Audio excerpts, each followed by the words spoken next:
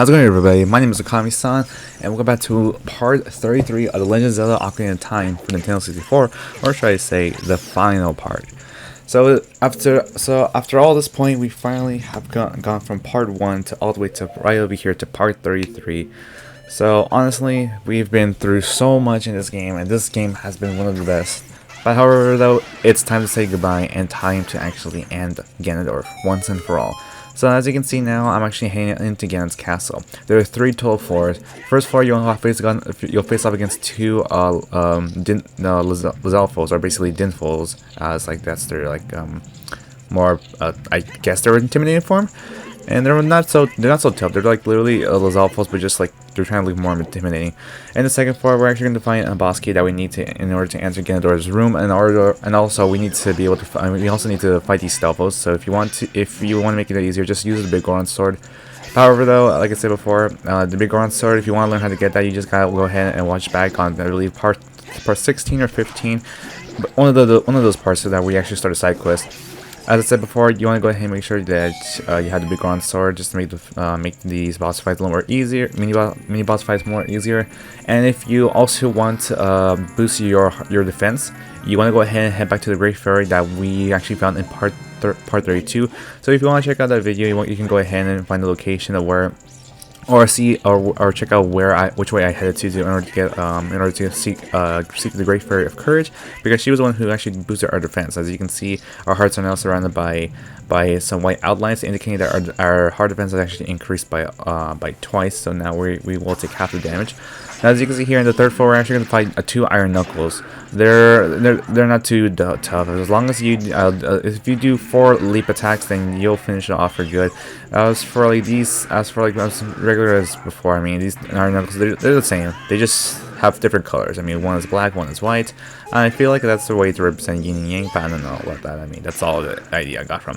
You want to make sure that you're being careful, because you don't want to get hurt too bad. But don't worry, you only take about, I'd say, 2 hearts of damage from an Iron Knuckle, so it's not too bad. The axe attack is not going to hurt so much as we recall it would.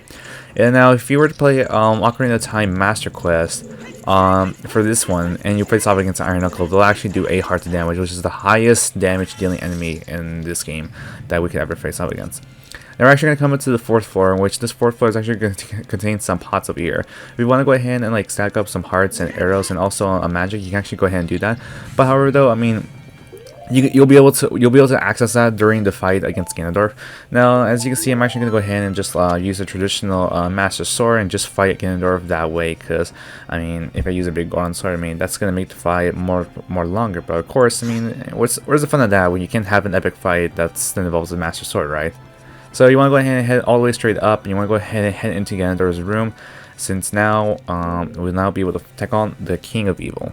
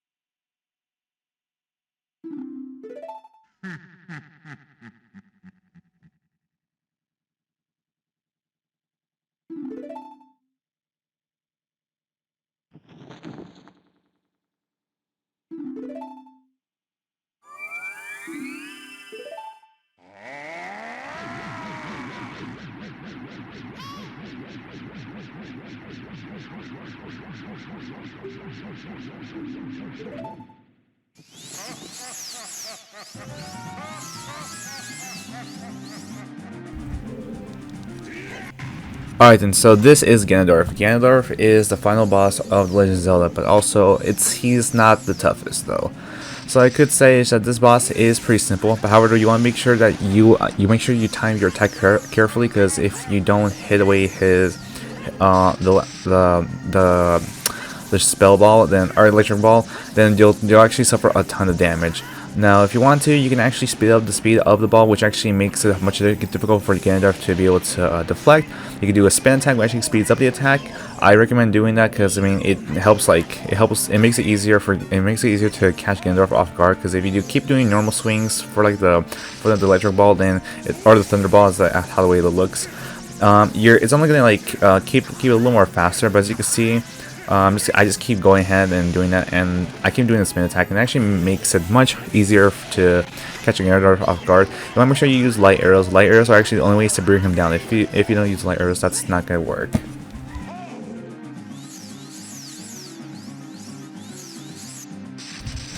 So for most of the time of this the fight, it's actually just gonna be Ganondorf trying to hit you with his thunderball. The thunderball, as I said before, it can actually be easily deflected back just by hitting it. So you want to make sure that you keep going, repeatedly just it's basically just like similar to the first fight of like Phantom Ganon, where it's like Dead Man's Volley, where you keep hitting back the energy ball before. Otherwise, actually, yeah, it's just basically you just keep hitting the energy ball until one gets hit. Eventually, most of the time, I mean, it's obviously going to be Ganondorf who's actually going to get hit most of the time, because I mean we already mastered the Master Sword, so obviously we're too strong. But however, though, you want to be careful. Don't ever go below Ganondorf, otherwise he will actually use a ground pound attack that will actually bring us down. And if you do that, then obviously he's obviously gonna deal damage, and we cannot evade it.